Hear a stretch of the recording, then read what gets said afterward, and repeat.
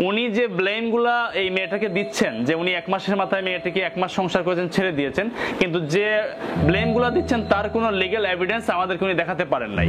দ্বিতীয় বিয়ে করা লাগবে না, যদি আপনার কাছে দ্বিতীয় বিয়ে না দেয়, এই জন্য আমি দেশ এবং সবার কাছে আমি আহ্বান জানাবো আপনার চেহারা চেনার জন্য ইমরানের ভিডিওটি বেশি বেশি করে শেয়ার করবেন, যাতে আর বিয়ে না করতে পারে, সারা বাংলাদেশের মানুষ দেখো। স্বর্ণা নামের এই মেয়েটিকে কেন বিয়ের 1 মাস পরে ডিভোর্স করলেন? একজন মেরিন ইঞ্জিনিয়ার বিয়ের 1 মাস পরে কেন ডিভোর্স করলেন? এটা কি টাকার গরম? এইটাই তো দেখলাম।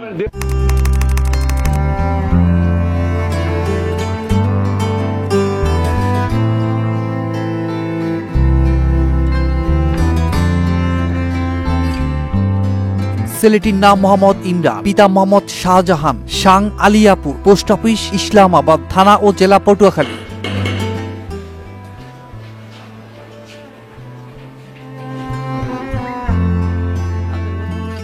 একবার ভেবে দেখুন, এই পরিস্থিতিতে আপনার সন্তান, আপনার বোন, তাহলে আপনি কি করতেন?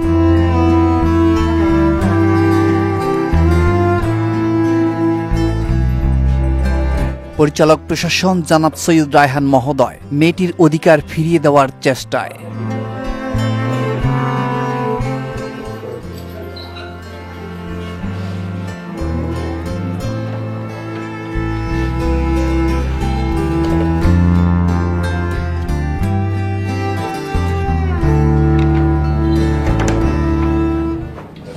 আসসালামু আলাইকুম। ভিতরে না, বাসার ভিতরে আসবো না, আপনারা একটু এদিকে আসেন, না যাওয়াটাই আমাদের। ক্যামেরা দুইটা অন রাখো। আপনারা দেখছেন টিম পজিটিভ বাংলাদেশ আইন সহায়তা কেন্দ্রের ইনভেস্টিগেশন ভিডিও। স্বর্ণা কি হয় উনি আপনার? উনি কি হয়? তাই আচ্ছা বসুন, আপনার সবাই আছে, সমস্যা নেই। তাই ভাই কি আছেন? ভাই নাম কি আপনার? বসুন, আমার নাম শাহজাহান। আমি সৈয়দ রায়হান। হ্যাঁ, আসেন, পরিচিত হই। হ্যাঁ বলছি, আপনার বসুন।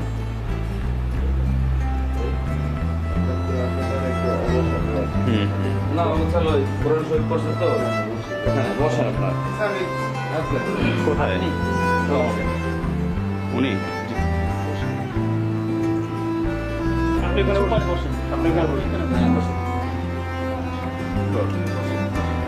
আমি সৈয়দ রায়হান, টিম পজিটিভ বাংলাদেশ আইন সহায়তা কেন্দ্রের পরিচালক, ঢাকা থেকে আসছি। হ্যাঁ, আমার সংস্থা এই যে অভিযোগ করছে এই স্বর্ণা, এই মেয়েটি, কি বিষয় আপনাদের মাঝে, কি সমস্যা? আচ্ছা, এটা তো আমরা কাগজপত্রই তো ইয়া করা আছে। কি আছে? আমি তো এক্ষেত্রে জবাব কি দেবো, আমার দিতে হবে না? গার্জিয়ান আমার বাবা মা আছে, ওনার সাথেই বলবো, যেহেতু আপনি প্রথম আসছেন বড় ভাই, এই জন্য আপনার সাথে প্রথম ইয়ে করলাম। হ্যাঁ, মানে কি বিষয়টা কি বলেন তো একটু। বিষয়টা হচ্ছে, দেখেন, আইন একটা জিনিস, সামাজিকতা একটা জিনিস, আর একটা হচ্ছে আমরা যেহেতু মানুষ, ভুল ত্রুটি সবার ভিতরে আছে। জি, তো আমার ভুল হইতে পারে, ভুল কিন্তু আপনার হইতে পারে। ইভেন এই যে ভাই আসছে আইনের লোক, ভুল কিন্তু তার হইতে পারে।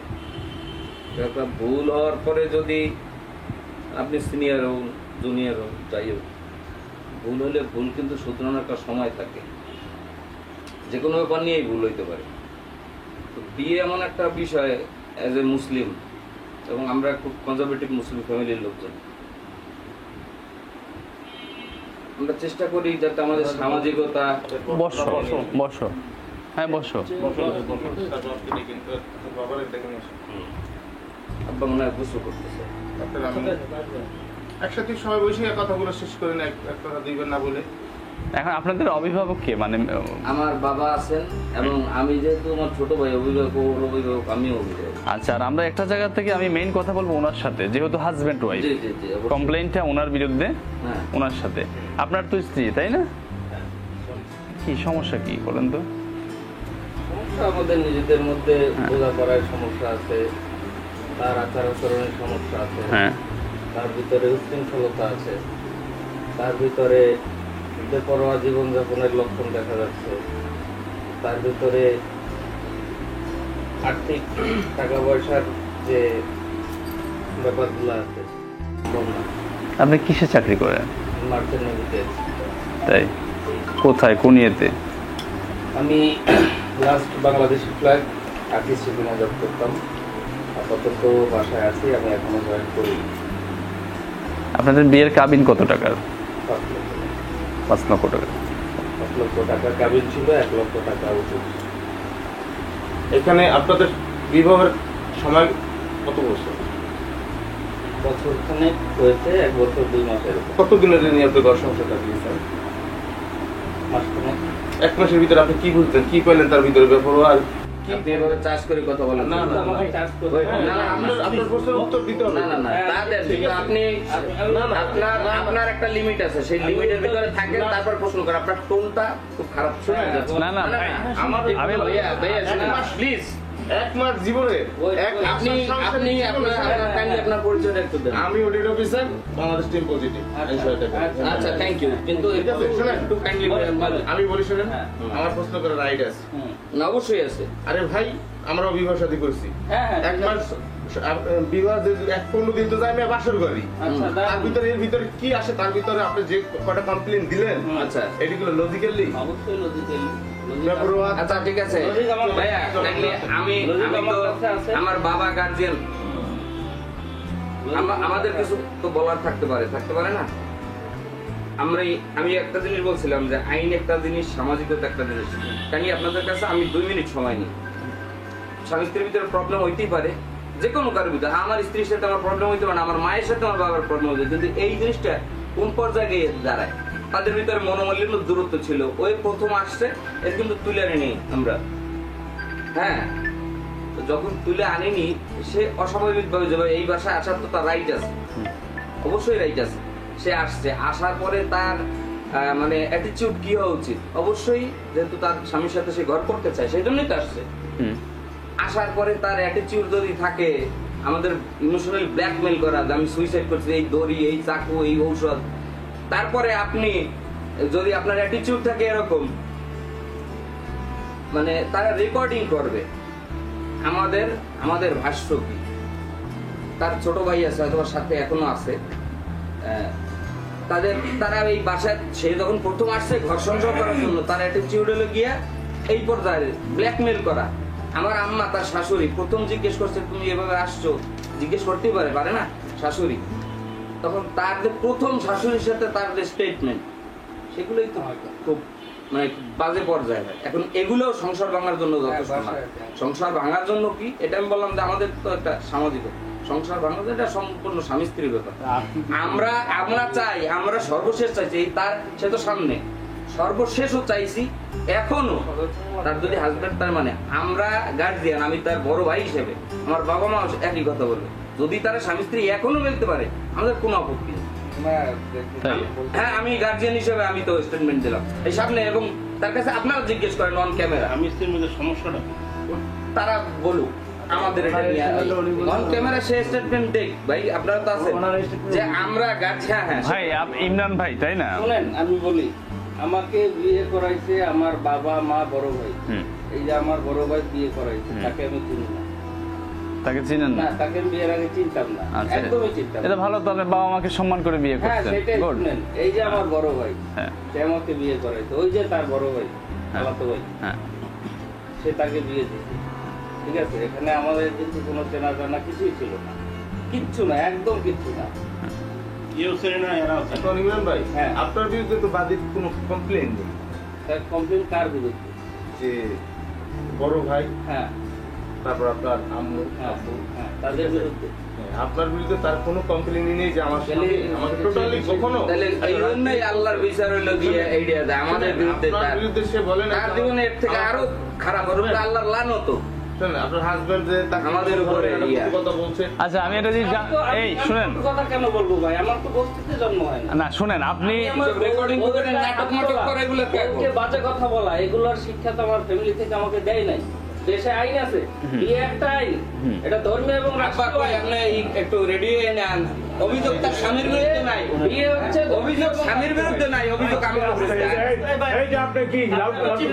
না আমার বাপের লগে আমি আপনি বিয়েটা পুতুল খেলা? পুতুল খেলা না। আমার মন চাইলো। না, না, না, না। শোনেন, আমি একটা কথা বলি, না না না না, বিয়ে পুতুল খেলা। উচিত কথা ততক্ষণই ভালো লাগে যতক্ষণ না নিজের বিপক্ষে না যায়। না না না, আমি ওইটাই জানেন? বলতেছি।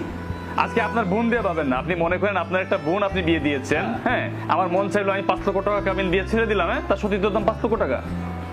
এই কথা তো এখনকার না, অন ক্যামেরা সে বলুক ভাই। আর ভাই আপনি লাউডলি কথা বলেন কেন? আপনি আস্তে কথা বলেন। এরকম ভাই, সবাই বলবে। হ্যাঁ, আমার বয়সটা এরকম, আমি সরি। হ্যাঁ। আপনি বয়সে একটু আপনি না না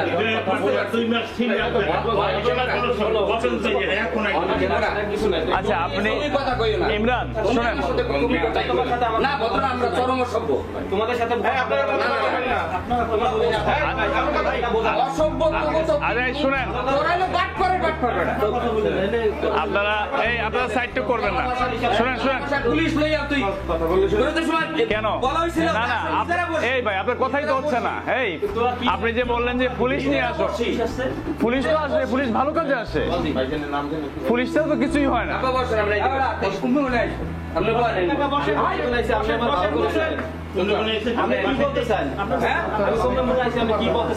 এই এই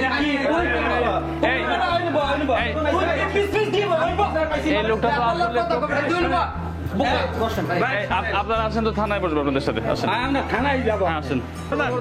আপনি আমার সামনে তাকে ধাক্কা দিলেন কেন? তাকে ধাক্কা দিলেন কেন? এই যে তাকে ধাক্কা দিলেন কেন? সে আমার বন্ধু, সে আমার বন্ধু। আরে ভাই, কথা কম বলেন আপনি। ভাইয়া বসেন, আমরা তো এখানে ছিলাম ভাই, সরি বসেন বসেন ভাই, আমি বসেন, আমি তো বলি একটা কথা, বাইরে বসেন না। না ভাই আমরা কষ্ট পাইছি। না না, বসেন আপনি, আপনি বসেন। না ভাই অ্যাটিটিউডে কথা বলতেছেন। না না বসেন না। না না, আপনাদের বাসায় বসবো না। আচ্ছা ভাই আর আপনাদেরকে আগে বুঝতে হবে যে আমরা কেন এসেছি, আমরা কারা, আপনাদের জানার প্রয়োজন আছে। অবশ্যই অবশ্যই। আমরা সারা বাংলাদেশে নির্যাতিত নিপীড়িত মানুষ যারা আছে, যার লেগে লেট পাচ্ছে না, যাদের একটি টাকা অর্থ খরচ করার সুযোগ নেই, তার অধিকার পাচ্ছে না, অপোজিশন পার্টি কোনো ক্ষমতাশালী ব্যক্তিত্ব, তাদের বিরুদ্ধে আমরা রুখে দাঁড়াচ্ছি, কাজ করতেছি। এটা হচ্ছে আমাদের কাজ, তাই না? এখন বিষয়টা হচ্ছে আমরা তো পারতাম যে মেয়েটা আমাদের কাছে গেছে, যে আমরা পারতাম না তাকে মামলার সাপোর্ট করতে। মামলা কি ভালো জিনিস? কখনোই না। আমরা কি করলাম? আমরা রাষ্ট্রের সর্বোচ্চ মহলগুলো জানিয়ে আমরা এখানে আসলাম, আপনার বাসায় আসলাম। আচ্ছা, এখন প্রশ্ন হলো পুলিশ আসাটা ভালো কেন জানেন? যদি আমি ভালো হই, পুলিশ কোনো খারাপ জিনিস না, পুলিশ সবসময় ভালো কাজই থাকে, এবং পুলিশ ছাড়া কিছুই হয় না, হয় না। এবং একটি ন্যায়ের পক্ষে একটি মেয়েকে তার ন্যায্য অধিকার আদায় করে দেওয়ার জন্য পুলিশ আসছে, তাই না? কোনো অন্যায়ের জন্য আসছে না। আপনারা প্রথম থেকে কথার মধ্যে ফল্ট করতেছেন। না না ভাইয়া ফল্ট না। আচ্ছা, আপনারা শুধু আমার সাথে কথা বলেন একা, হ্যাঁ, আমি যাকে প্রশ্ন করি আপনারা সহজে উত্তর পেয়ে যাবেন। এখন বিষয়টা হচ্ছে আমরা যেহেতু এখানে আসছি, প্রথম কথা হচ্ছে আমি একটা প্রশ্ন করবো, একটা হচ্ছে সমাধান। আপনারা পরিচয়টা একটু, হ্যাঁ, ঢাকা থেকে, আপনার পরিচয়টা একটু। আমি এই এলাকার প্রতিবেশী। আপনি প্রতিবেশী, এই বিষয়টা জানেন? ও এই মেয়েটাকে চিনেন? ওর কি ওয়াইফ হয়? আপনি চিনেন? আচ্ছা, তাহলে এবার শুনেন, আমরা কথা বলি, ঠিক আছে? হয়তো এখন নাই মানে কি হয়েছে? ছাড়াছাড়ি হয়েছে মানে? আপনি হয়তো এখনো কাগজ পান না। আচ্ছা যাই হোক, আপনারা তো ভুল জানেন, ঠিক আছে। আচ্ছা, এখন একটা হচ্ছে সমাধান, আর একটা হচ্ছে যে আপনারা আপনার ব্যবস্থায় যান, দুইটা ওয়ে। আপনারা কোনটা চান বলেন? সমাধান বলতে কি বলতে চাচ্ছেন? আচ্ছা, আপনি কি ডিভোর্স দিচ্ছেন? হ্যাঁ, আমি ডিভোর্স দিয়েছি। তাহলে আর কথা বলে ডিভোর্স তো আমি দিয়ে ফেলছি। ওই পেপারসটা কোথায়? পেপার আছে আমাদের কাছে, তাদেরকে পাঠানো হয়েছে। আপনি যদি আপনার মানে ডিভোর্স পুতুল খেলা মনে না হয়, সেই পুতুল খেলাটা তৈরি, সেই ডিভোর্স দেওয়ার মতো যে আপনি তার কাবিনের টাকা পে করেছেন? করব, আমি তাকে লিগ্যাল নোটিশ পাঠাই। হ্যাঁ, কিভাবে করবেন সেটা? আমি তার কাবিনের যে টাকা আছে সেটা আমি তাকে পে করবো।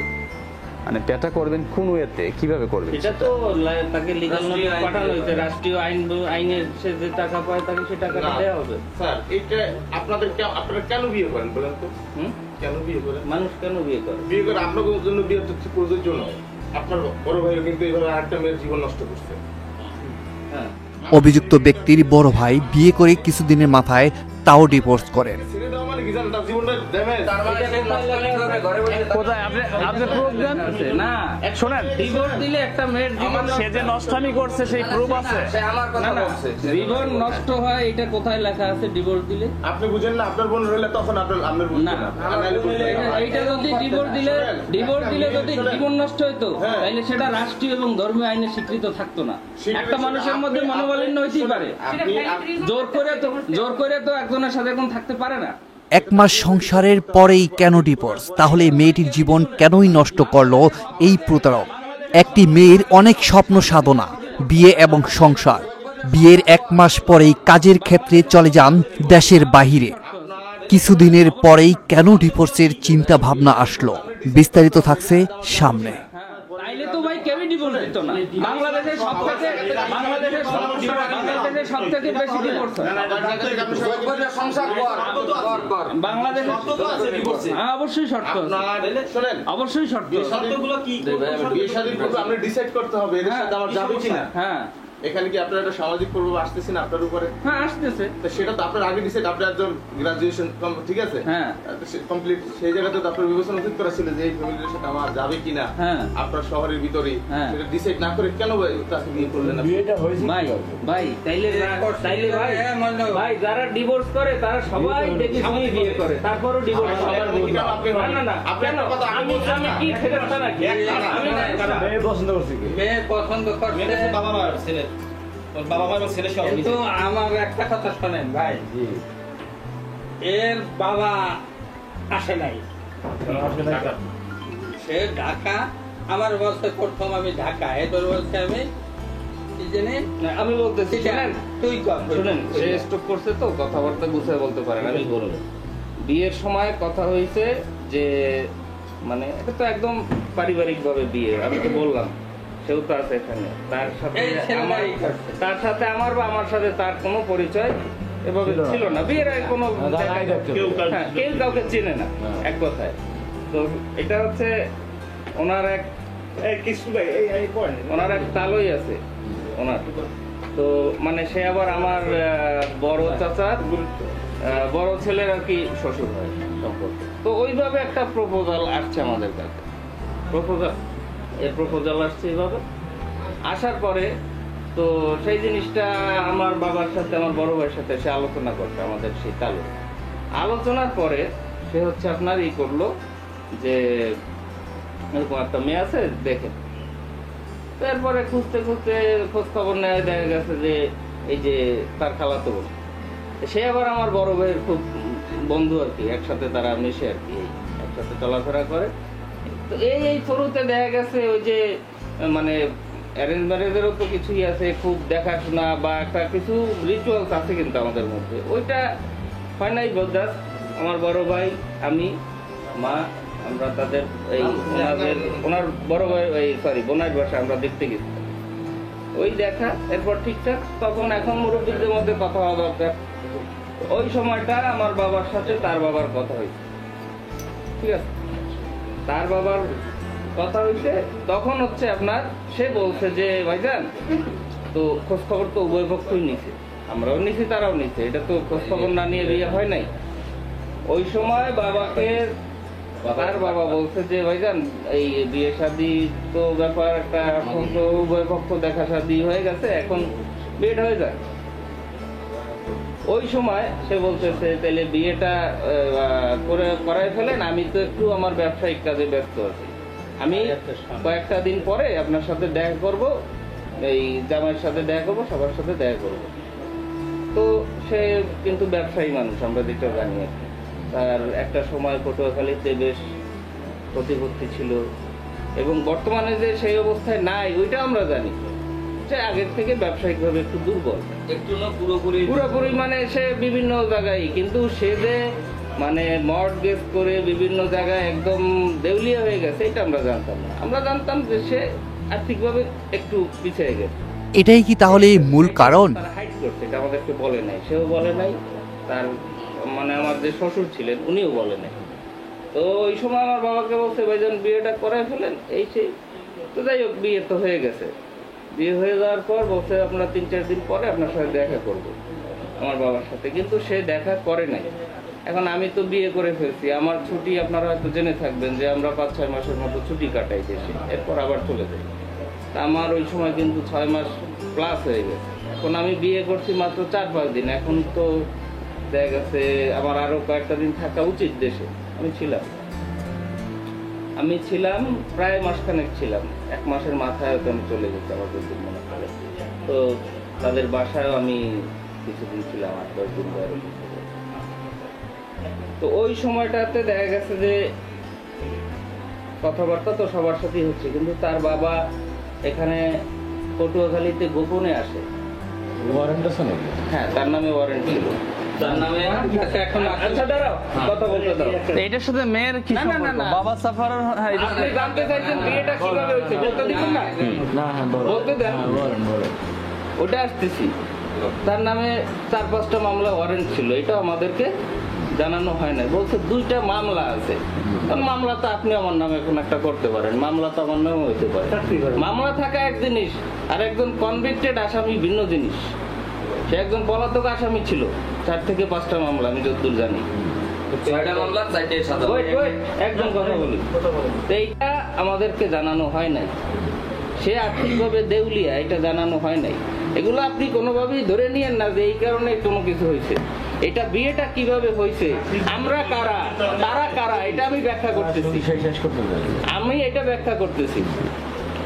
তো যাই হোক, সেই সময় সে পটুয়াখালীতে পলায় পলায় আসে, আমাদের আত্মীয় স্বজন তো আছে, সে পাসপোর্ট করতে আসে পটুয়াখালী, কিন্তু আমার বাবা মার সাথে সে দেখা করে নাই। Bloody liar. এই অবস্থায় এখনকে এটা আমার খারাপ লাগতে পারে না? আমার শ্বশুর পটুয়াখালী আসতেছে, আমার বাবা মার সাথে দেখা করবে না, এটা আমার খারাপ লাগে না? আমি কোন তোর ছাত্র মেয়ে বিয়ে করলাম, এটা কি আমার খারাপ লাগবে কিনা বলেন? আচ্ছা বলেন, হ্যাঁ আপনার- এটা আমার সাথে যায়। আচ্ছা, তারপর তখন কারে বলেন, প্রত্যেককে জানানো হয়েছে সে পটুয়াখালীতে পাসপোর্ট করতে আসে, আমার বাসায় আসে না, চোরের মতো আবার পালায় যায়। এটা কি খারাপ লাগবে না? আপনার এইগুলো শোনা লাগবে না। আমার বড় ভাই এই শুনেন, সে ছিল না বিয়ে। এদের আসলে এদের সমস্যার উপর। শুনেন, শোনেন, আপনি বলেন, আমি আপনার সাথে 1 মিনিট কথা বলবো। হ্যাঁ আমি শেষ ফাইনাল কথাটা 1 মিনিটে নিয়ে আসবো। হ্যাঁ আমি বলেন, শেষ করি। বলেন। এইভাবে দেখেন সে ওইটা গেল। এরপরে তো আমি জাহাজে চলে গেলাম, তার 3 দিন বা 4 দিনের মাথায় সে অ্যারেস্ট হইল।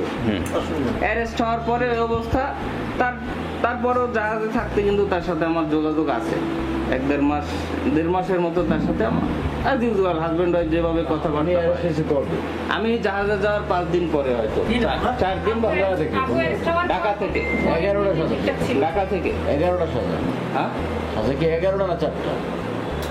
11টা একটা আছে 11টা। কয়টা মামলায় সেটা বুঝলাম না। বলেন, হ্যাঁ বলেন। আচ্ছা আচ্ছা না, ওইটা আমি বুঝি না আপনি কি বলছেন। যাই হোক, আমি জাহাজে গিয়ে জয়েন করলাম সম্ভবত লাস্ট ইয়ার 21শে ফেব্রুয়ারিতে। হ্যাঁ, আর ইমার্জেন্সি সাইন অন ছিল। তো ওই সময় বিয়ে শাদী হয়েছে। তো তার 4 থেকে 5 দিন পরে তার বাবা অ্যারেস্ট হয়েছে। এটা তো কোনো ফ্যাক্ট না। সামাজিকভাবে কি আমাকে খুশি করছে না লজ্জিত? আচ্ছা, আপনাকে সামাজিক ভাবে হেয় করছে, লজ্জিত করছে। লজ্জিত, হেয় আমি প্রতিপন্ন কি করছে। লজ্জিত হব না? হ্যাঁ, এটা নিয়ে কি আমি বিন্দু মাত্র রিঅ্যাক্ট করতে পারি না? আপনার কোনো লজ্জা নেই। হ্যাঁ, এটা লজ্জাজনক। নিয়ে আমি রিঅ্যাক্ট করতে পারি না। হ্যাঁ, react করতে কিন্তু পারেন। সেটা তো আমার সংসারের উপর কোনো প্রভাব ফেলবে না, কিন্তু আমি রিঅ্যাক্ট তো করতে পারি যে এটা আমার কাছে খারাপ লাগছে। এটা কি খারাপ লাগার মতো বিষয় না? খারাপ লাগে। হ্যাঁ, বিষয় খারাপ লাগার মতো হ্যাঁ। বিষয় বললাম। আচ্ছা। হ্যাঁ, তারপরে ওই সময় জাহাজে তো দেখা গেছে আমরা তো ব্যস্ত থাকি, আর নেটওয়ার্কও দেখা গেছে সব জায়গায় সবসময় খুব ভালো থাকে না। জাহাজে ওয়াইফাই আছে, বাট সবসময় নেটওয়ার্ক থাকে না। তারপরেও আমি তার সাথে যোগাযোগ কন্টিনিউ কিন্তু রাখছি। 1-1.5 মাসের মতো তার সাথে আমার ভালোই কথাবার্তা হইতো, ভালো কথাবার্তা হইতো।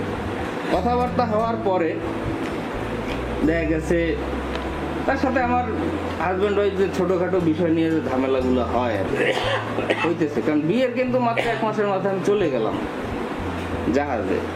এরপর একটা বিষয় নিয়ে তার সাথে আমার একটু কথা কাটাকাটি হয়েছে এবং সে খুব বাজেভাবে আমাকে রিপ্লাই করছে, বাজেভাবে।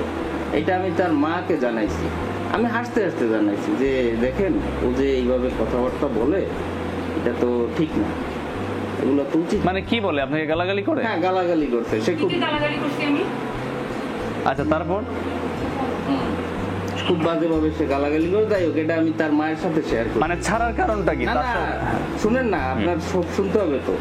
ওইটা আমি তার মায়ের সাথে শেয়ার করছি। শেয়ার করার পরে সেও কোনো রিয়েক্ট না, বা তার পক্ষ থেকে বিন্দুমাত্র কোনো সরি না, কিচ্ছু না, নাথিং। মানে এটা কিছুই না। সে কিভাবে কথা বলতে পারে, কিভাবে বলতে পারে না, আমি রাগ করে 2-3 দিন তার সাথে কথাও বলি নাই, কিন্তু এটা নিয়ে তার কোনো হেডেক নাই।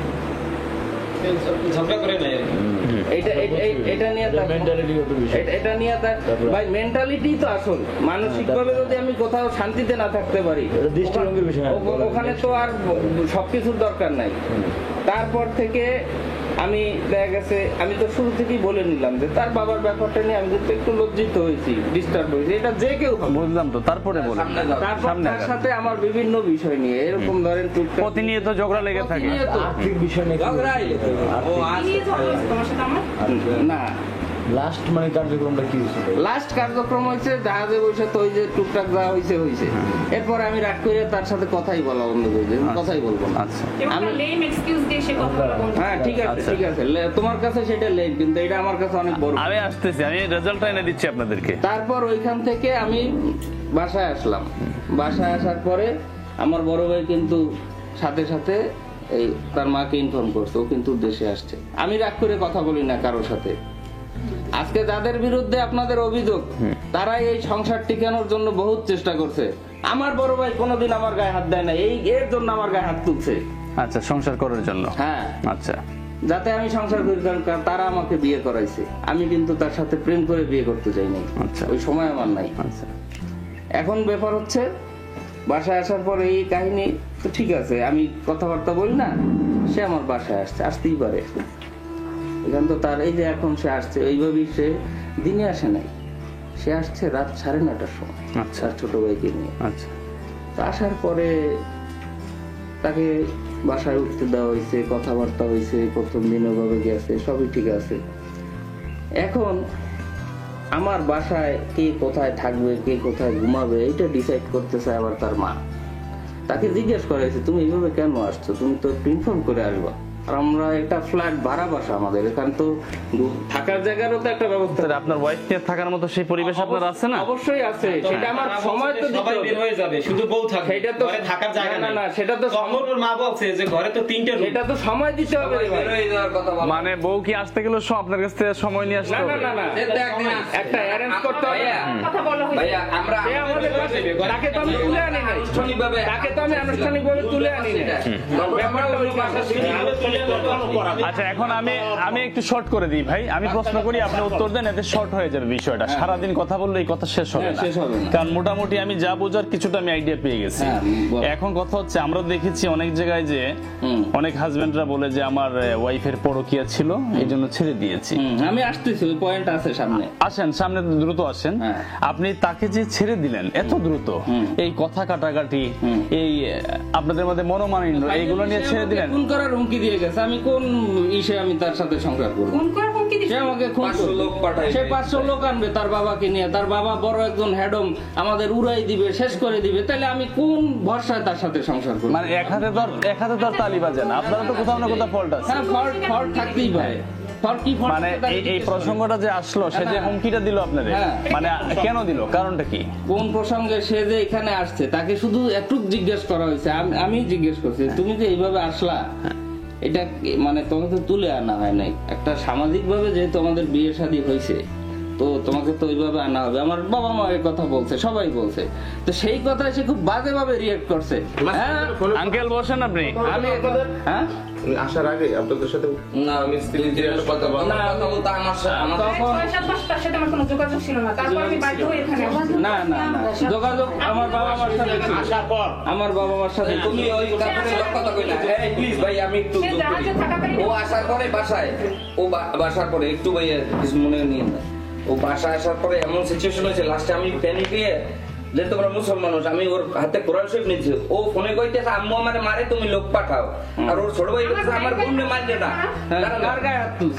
সেই রেকর্ডিং তোমাদের আছে, তোমরা তাদেরকে দাও। হ্যাঁ দাও দাও বোন বলতে আমার ভাই মানে না, ভাই কইতেছে আমার বোনের মানে, আমি লাস্টে দাঁড়িয়ে কইতে ভাই তুমি কোরআন শরীফ হাতে নিয়ে কইতে পারো, মূল কোন জায়গায় কোন জায়গায় কোরআন শরীফ হাতে নিয়ে বলতেছে আমি নাকি তারে কোরআন হাতে নিয়ে কইছে যে হ্যাঁ আমার আচ্ছা আচ্ছা বড় ভাই শুনেন, না আর শোনা লাগবে না, আমি বুঝে ফেলছি, আমি আইডিয়া হয়ে গেছে আমার। আমি বলি আপনারে, না আমি ওনাদের সাথে কথা বলবো না, বিষয় গেছে। আমি আপনার সাথে হ্যাঁ। প্রথম কথা হচ্ছে আমি আপনাকে বিনীতভাবে আমার সংস্থার পক্ষ থেকে আমি অনুরোধ জানাবো যে সংসার করার কোনো সুযোগ আছে কিনা। না নাই কি জন্য তুমি সেগুলো বলো, আমার পক্ষ থেকে এখন নাই। আপনার পক্ষে নাই? বলো ভাই। সে আমাকে প্রাণ না মানে কোনোভাবেই নাই? না। আচ্ছা জোর করে সংসার হয় না। সম্পর্কিত কিছু এখন আমি তো ঘটক ছিলাম ভাই শুনেন, কারেকশনের দরকার। এইগুলা আর শোনা লাগবে না, এগুলোতে রেজাল্ট আসবে না। একটু কারেকশন শুনি। হ্যাঁ বিবাহ সম্পর্কিত যে উনি যে তথ্য দেন তার 80% ভুল। আচ্ছা। আমি তো ঘটক ছিলাম। হ্যাঁ বলেন, দাঁড়ান। এখানে তথ্য ভুল দিয়েছে, যে কারেকশন করা দরকার আমি মনে হ্যাঁ বলেন আপনি, অনুমতি দাও তাহলে। অবশ্যই অবশ্যই বলেন। এখানে ভাই ফাঁকে কথা বললেন না, ফাঁকে কথা বললেন না। কথা বলছো, আমি কি কোনো কথা বলছি? কোনো কথা বলছি? না বলো ঠিক আছে। বিষয় হচ্ছে এরা আত্মীয় মারফত জানতে পারছি একটা মেয়ের সম্পর্কে, সেই মেয়েটা হচ্ছে উনি, পরে জানতে পারছি যে মেয়েটা আমার আত্মীয় হয়। তারপরে উনি আমার সাথে যোগাযোগ এটা পরে জানা গেছে, হ্যাঁ। আমার বন্ধু আমার সাথে যোগাযোগ করছে যে 2-3 দিন ফোন করছে, তোর সাথে জরুরি কথা আছে। তারপর দেখা হয়েছে, তারপর বলে যে তোর নাকি একটা খালাতো বোন আছে। আমি কি হ্যাঁ আছে। তার সম্পর্কে শুনলাম, মোটামুটি তথ্য ভালো পাইলাম। এখন আমারও তো ভাই আছে, ওর সম্পর্কে তথ্য দিল। এরা মেয়ে দেখতে গেছে, ছেলে গেছে, ছেলের বড় ভাই গেছে, তারপরে ছেলের মাও গেছে। দেখার পরে তাদের পছন্দ হয়েছে। পছন্দ হওয়ার পরে আমার জানাইছে তারা বিয়ে করবে। আমি কি দেখো তোমাদের মেয়ে পছন্দ হয়েছে, আমি একটু কথা বলি, একটু পিছনে যা হয়েছে একটু শুনে লাভ তাই নাই। তো বিবাহ সম্পর্কে ভাই আমি মেইন রেজাল্টটা নিয়ে আসছি। হ্যাঁ আমি বলি, আমি শুনেন, মানে মিথ্যা বলছেই তো, সেটা তো খণ্ডন করি আমি। আর বলা লাগবে না। শোনেন তুমি একটা কি ছেলে আর এক কোন ছেলে, তুই কোন মেয়ের বেটা? বাবা, আরে বাবা আপনারা সবাই কথা বললে তো হবে না। আমি যে কি ভালো করেছি আপনাদের সম্পর্কে সব আমরা জানা আছে, আপনারাও জানিয়ে নিয়েছেন। তুই আঙ্গুল না এই হাসান ভাই আপনি নিজের ছেলে কি মনে করেন? তুই আঙ্গুল ধরে এই আপনারা কথা বলবেন না। এই আমার বাবা তো কি হয়, আমার বাবা তো হয় কি, আমার বাবা তো হয় কি, এই আমার বাবা তো হয় কি, আমার বাবা তো হয় কি, আমার বাবা তো হয় কি। এখানে এই কিছু ভাই আছে আমার কাছের মানুষ, আপনারা আমার কাছের মানুষ, এই থানার যে লোক আসছে এরা আইনের লোক, আমরা এই নিয়ে যাবো। আমরা যে আপনি দেখতেছেন যে কারা এগ্রেসিভ, কথাবার্তাগুলো কেমন। আমি তো আপনারা বলিনি, আমি সবাইকেই বলতেছি আমরা এই লাইনে যাব। এখানে আমার আইনের লোক সে আছে, সামনে মানবাধিকারের লোক আছেন। আচ্ছা আপনি বসেন, একটু বসে কথা বলেন, দাঁড়িয়েছেন ভালো লাগতেছে না, বসেন। স্থানীয় হ্যাঁ এর স্থানীয় আমরা যারা পাড়া প্রতিবেশী আছি, এখন এইটা ঘটনা ঘটছে। আমি যে বিষয়টা নিয়ে আসছি, হ্যাঁ এক মিনিট ফিনিশিং দিন। এখন কলমটা তো আপনি যে বিষয়ে আসছেন, আপনারা ভিডিও করতে আসছেন, এগুলো আমরা বুঝি না, আমরা কিছু বুঝি। আপনার বুকে তুই লাগাইছে, এগুলো সব আমার কথাবার্তা। হ্যাঁ আমার রাইট আছে, আমি করব।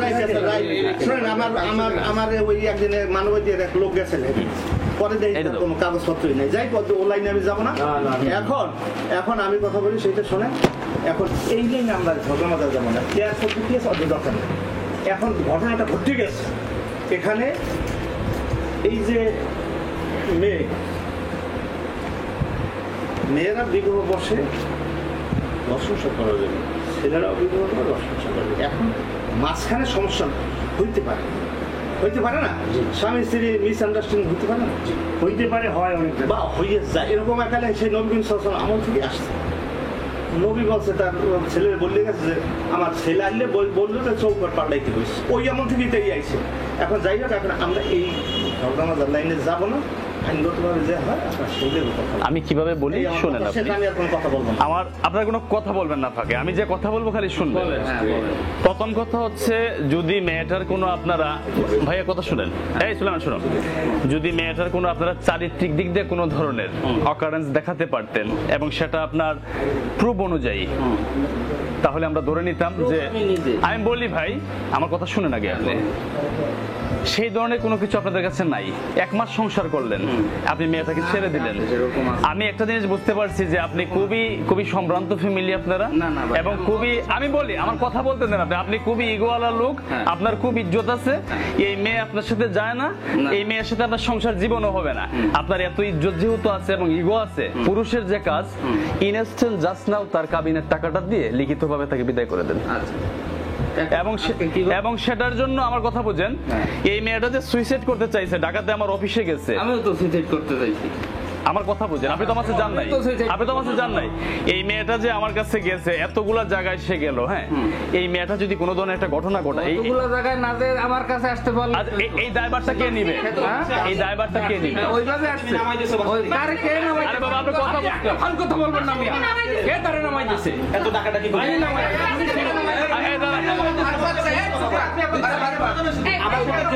এই দাঁড়া, আমি বলি,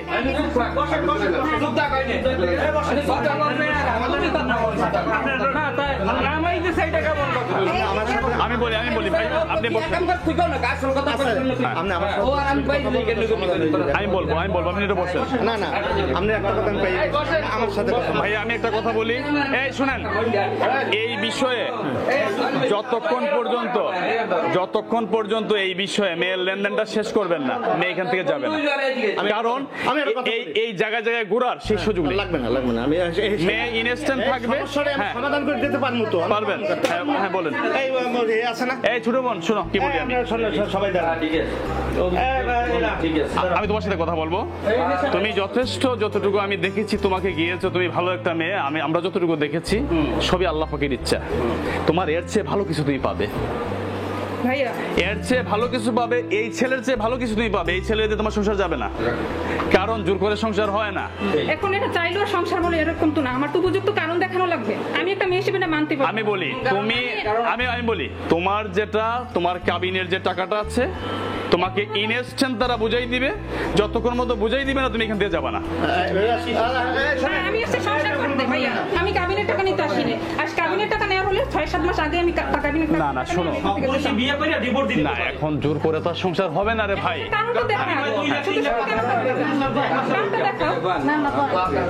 কারণ আছে,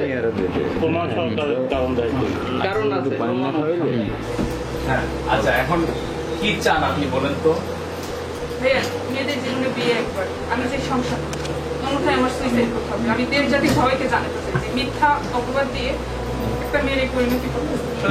আপনি যে কথাগুলো বলছেন এগুলা কিন্তু লিগ্যাল কোনো এভিডেন্স নেই, এগুলো আপনাকে উল্টো করতে। লিগ্যাল এভিডেন্স আমার নিজের চোখ। যেমন আপনারা দেশের বাইরে কিভাবে চলতে হবে? আমি চোখে যা দেখার দেখে আমি আপনার সাথে কোনো ব্যাখ্যায় যাচ্ছি না। যারা আমাকে প্রশ্ন করছে তাদেরকে বলে দিচ্ছি, আপনি এখানে আসছেন তর্ক বিতর্ক করার জন্য, আমাকে সামাজিকভাবে হেল্প করার জন্য। আপনি যা যা করার করে যান, আপনার হাতে যা যা করার আছে আপনি করেন। দেশে তো আইন আছে, আইন তো একজনের জন্য না।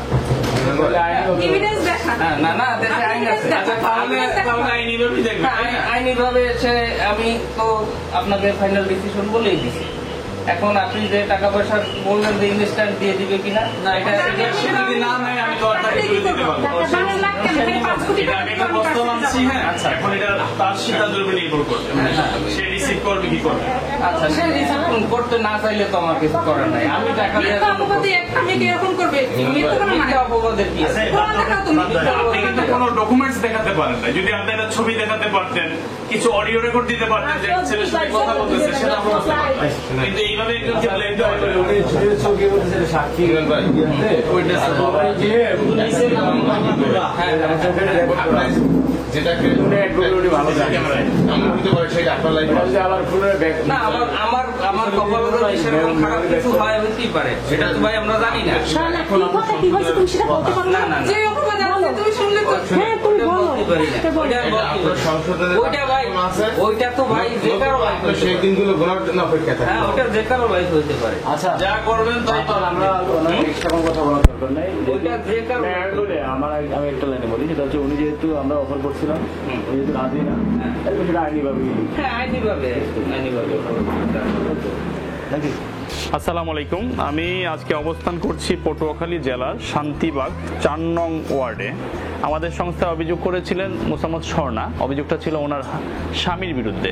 তো সেই জায়গা থেকে বিষয়টা আমরা মাননীয় মন্ত্রী স্বরাষ্ট্র মন্ত্রণালয়, মাননীয় মহাপুলিশ পরিদর্শক মহোদয় এবং আমাদের মাননীয় পুলিশ সুপার মহোদয় পটুয়াখালী জেলা সবাইকে অবগত করে এখানে আসা। তো আমি প্রথমেই কৃতজ্ঞতা প্রকাশ করবো আমাদের মাননীয় পুলিশ সুপার মহোদয় পটুয়াখালী জেলা এবং অফিসার ইনচার্জ পটুয়াখালী সদর থানা, এবং আমাদের সাথে এসেছেন আমাদের মোশাররফ ভাই। এই জন্য আমি বাংলাদেশ পুলিশের প্রতি আবারও কৃতজ্ঞতা প্রকাশ করছি। আর একটা বিষয় আপনারা ইতিমধ্যে দেখেছেন যে সারা বাংলাদেশে আমি গত 3 বছরে প্রায় 60টা জেলায় 120টি বড় বড় প্রবলেম সলভ করেছি। সকল কৃতিত্ব বাংলাদেশ পুলিশের। কারণ বাংলাদেশ পুলিশ যখনই একটি ন্যায় বিষয় নিয়ে আমার পাশে দাঁড়িয়েছে, একজন ভুক্তভোগীর পাশে দাঁড়িয়েছে, তখনই আমরা সাকসেস করতে পেরেছি। আজকের বিষয়টিও আমরা আইনের ঊর্ধ্বে কেউই নয়, কিন্তু আমরা এসেছিলাম সমঝোতার জন্য। কিন্তু এইখানে ওনার হাজব্যান্ড উপস্থিত আছেন ইমরান, উনি যে ব্লেমগুলা এই মেয়েটাকে দিচ্ছেন যে উনি 1 মাসের মাথায় মেয়েটাকে 1 মাস সংসার করেছেন, ছেড়ে দিয়েছেন, কিন্তু যে ব্লেমগুলা দিচ্ছেন তার কোনো লিগ্যাল এভিডেন্স আমাদেরকে উনি দেখাতে পারেন নাই। সেই জায়গা থেকে আমরা মেয়েটাকে দোষারোপ করার কোনো সুযোগ নাই। যদি উনি কিছু আমাদেরকে প্রুফ অনুযায়ী দেখাতে পারতেন যে এই মেয়েটা এইভাবে কোনো ধরনের পরকীয়ায় জড়িয়েছে বা কোনো ধরনের অডিও রেকর্ড, তাহলে আমরা ধরতাম যে মেয়েটি খারাপ। তো সেই জায়গা থেকে আমি মেয়েটিকে আমরা খারাপ বলার কোনো অপশনই নেই। এখন আমরা একটা জিনিস জানি যে জোর করে সংসার হয় না, এবং জোর করে আমাদের আইনানুগভাবে কোনো সংসার করানোর কোনো সুযোগ নেই। সেই জায়গা থেকে যে উনি নিয়ম অনুযায়ী যেভাবে আইনি প্রক্রিয়া আছে উনিও যেতে পারবেন, স্বর্ণাও যেতে পারবেন। তারপর আমরা একটা সমঝোতার লক্ষ্যে আমি একটা কথা বলেছিলাম। তো এখন আমি স্বর্ণার মুখ থেকে শুনতে চাইবো সে কি চায়। আপনি কি চান? আমি চাই সংসার করতে। আপনি সংসার করতে চান? সুইসাইড করতে হবে ভাই এটা তো মিথ্যা অপবাদ দিয়ে না, মিথ্যা অপবাদ আপনাকে, সেটা এই যে আমার ক্যামেরা চলতেছে, আপনাকে যে মিথ্যা অপবাদ দিয়েছেন সেটা হ্যাঁ যে মিথ্যা অপবাদ দিয়ে একটা মেয়ের কি অবশ্যই। এবং আমি যতটুকু আপনার কথায় অনেক মর্মাহত ইমরান ভাই, আপনার কথায়। কারণ শুনেন, আমরা মাত্র অল্প দিনের সংসার, আমরা দেখেছি কত বড় বড় বিষয় শেষ হয়, কিন্তু আপনাকে একটু নমনীয় হওয়া উচিত ছিল। কারণ মানুষের একটি মেয়ে সতীত্বর দাম। হ্যাঁ, আমার মন চাইলো আমি বিয়ে করলাম, মন চাইলো আমি ছেড়ে দিলাম, এটা হতে পারে না। সতীত্ব কি খালি নারীদের যায়? পুরুষের সতীত্ব বলতে কিছু নাই? পুরুষের সতীত্ব বলতে কিছু নাই, কিন্তু শুনেন, আপনি যদি আপনার আজকে জানি না আপনার বোন আছে কিনা, যদি আপনার বোনকে নিয়ে আপনি ভাবেন, আপনার নিজের উপরে ফালান, তাহলে আপনি বিষয়টা অবশ্যই ওইভাবে অনুধাবন করতে পারতেন। কিন্তু আপনার একটাবার তাকে সুযোগ দেওয়াটা উচিত ছিল। তাকে সুযোগ দেওয়া হয়েছে মানুষ হিসাবে আমরা। হ্যাঁ, সে কাজে লাগে না সে এই ধরনের এমন ধরনের কোনো অকারেন্স করে নাই। হ্যাঁ, সুযোগ নিয়ে আমার তাকে তো সেখানে আসতে কেউ মানা। আচ্ছা, আপনার ডিভোর্স লেটারটা কোথায়? আজকে সে যে আপনার কপিটা কোথায়? ডিভোর্সের কপি তাদের ঠিকানা। না, আপনার কাছে যে কপিটা সেটা কোথায়?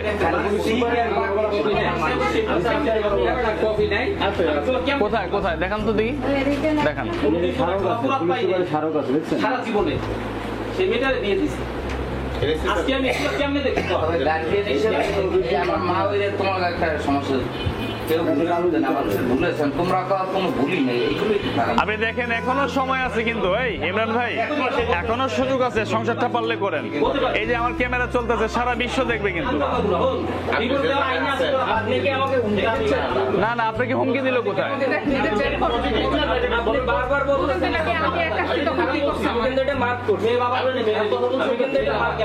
মানে কোন কথাটা? অবশ্যই দাম আছে। আমি কি সেটা বলছি না? আমি সেটা কি বলছি? সেটা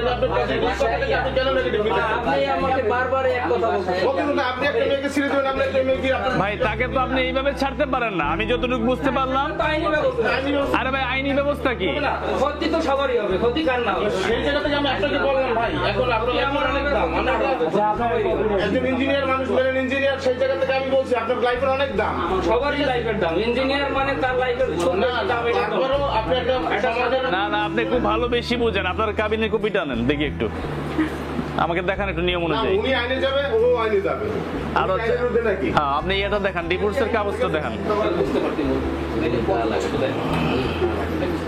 এদের বোন নাই, এই জন্য এগুলো করতে পারে। আমার মাধ্যমে না হয়তো আমি তো জানি কার দোষ কি না, আমি সব জানি, বুঝো নাই? আমি সব তথ্য তো কথা দোষ করলে বাবাই করতে পারতেন ছাত্র হ্যাঁ, বাবার জন্য মেয়ে সাফার আর হবে কেন? না এটা রিপ্রেজেন্ট করেন আপনারা বাবার জন্য। চার পাঁচটা মামলার কথা যে বলছেন না, আপনি কখনো মামলার কথা উপস্থাপন করেন তো বাবার জন্য বলো না, বাবার জন্য বন্ধু আমার কাছ থেকে একদিন সময় নিয়েছে যে আমি বাবা মার সাথে কথা না বললে আমি তোর কি জানাইতে পারবো না। যখন জানাইছি তালইরে, তখন তালই বলে তোরা বুড়ো গাড়া কি কও, হ্যাঁ এটা কথা কিছু বুঝি না, আমি বিয়ের সাথে কথা বলি। এই তালই মা ওই আবার একদম কথা বলার সময় তালই মা ওই দুইজনে একসাথে হইয়া ওরে নিয়ে আবার গেছে, মিষ্টি সাথে নিয়ে গেছে, একদম তারা পাকা কথা বললে। তারপর বাসায় যাইয়া খালাম্মার সাথে আমার খালুর সাথে আচ্ছা, এই কথা বললে আমি বলি। পাকা কথা তারা দিয়ে আসছে। তাহলে বারবার তো ঘুরে ফিরে আমার তালই প্রসঙ্গ এই তারপরে কিন্তু এটাই প্রসঙ্গ, এটাই আমরা ঠিক আছে। এটাই ঠিক আছে। এটা প্রসঙ্গ না, এটা আপনি বলছেন। এটা প্রসঙ্গ না।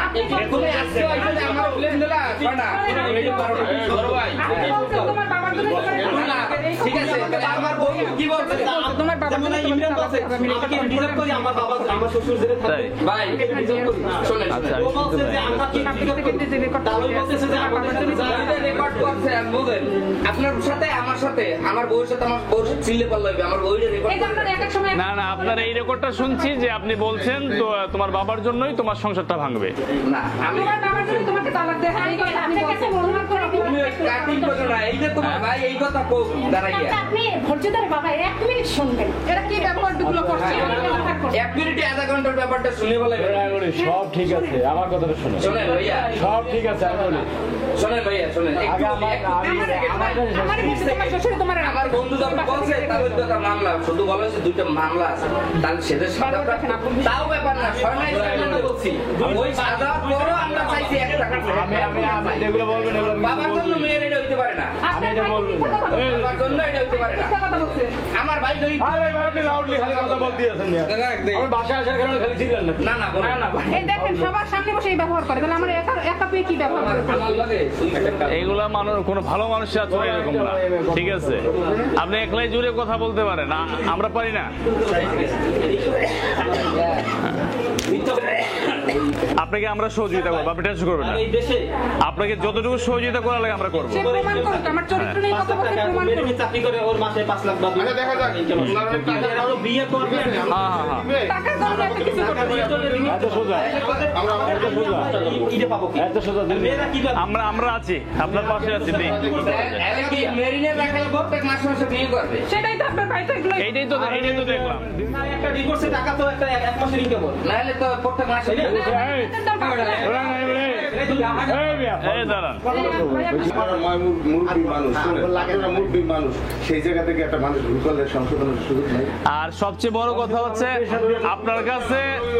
ওনার কাছে চাইলাম যে আমাদের এই সংস্থার পক্ষ থেকে যেটা সুযোগ দেওয়া হয় সেই সুযোগ আপনার নাই। অবশ্যই দেশ এবং জাতির কাছে আপনার মুখ উন্মোচন করা উচিত। দেশ জাতি সবাই ওই যে দেখতেছো তো আপনি আজকে দ্বিতীয় বিয়ে করা লাগবে না, যদি আপনার কাছে দ্বিতীয় বিয়ে না দেয় এই জন্য আমি দেশ এবং সবার কাছে আমি আহ্বান জানাবো আপনার চেহারা চেনার জন্য। কি দেখবো আপনাদেরকে এইভাবে বললাম, হ্যাঁ। তাহলে আপনি বুঝাইতেন আপনার বাইরে একটু চেষ্টা করে দেখতেন। বুঝাইছি না বুঝাইছি এক স্টেটমেন্টে আজকে বলো তো হয়ে গেছে যে বুঝাইছি না বুঝাইছি জিজ্ঞান আমি তো কইছি এখন এই মুহূর্তে আমার বাপ মা আমরা কোনো কথা কম না এখন মিলতে কর না একটু বসবেন, এরপর কি কমু না রোজার মানে না আমাদের লক্ষ্য মনে না না, আর কি বসবো? না না বসা আমি এখনো কথাটা বলছেন, আপনি যে কথাটা বলছেন না না, ঠিক আছে ভাই, আপনি এখনো ঠিক আছে। একটা তো তারে সুযোগ দেওয়া উচিত ছিল। সংস্থার থেকে, আমার সংস্থার পক্ষ থেকে আমি চাইলাম সেই সুযোগ, আমি বলে যাই সেই সুযোগটা সে দিবে না। ওই যে ইমরান, ওই চেহারাটা লোয়ার জায়গাতে বিয়ে করবে আর টাকা হলে ছেড়ে দিবে। এই ইমরানের ভিডিওটি বেশি বেশি করে শেয়ার করবেন যাতে আর বিয়ে না করতে পারে। সারা বাংলাদেশের মানুষ দেখো যে এরকম টাকা হইলে বিয়ে করে। বেশি বেশি করে শেয়ার করবেন যাতে ওর মুখ সম্মোচন হয়।